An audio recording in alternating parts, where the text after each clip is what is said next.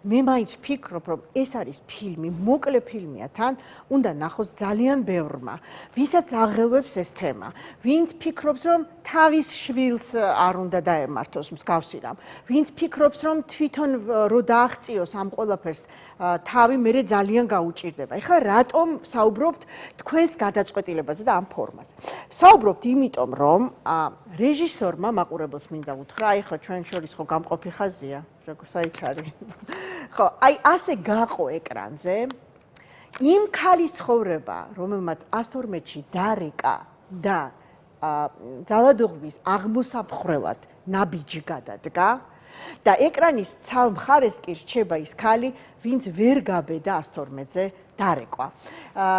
ეს კონტრასტი, ერთი ქალის ორი ისტორია, როგორ გაგრძელდა ცხოვრება მას შემდეგ, რაც მან გადაწყვიტა წინაღუდგეს ძალადობას. აი ეს ორი პარალელურად წარმოდგენილი ისტორია ამ კონტრასტში მართლაც ძალიან თვალსაჩინოდ ასახავს პროცესს და ამისთვის გიხდით მადლობას.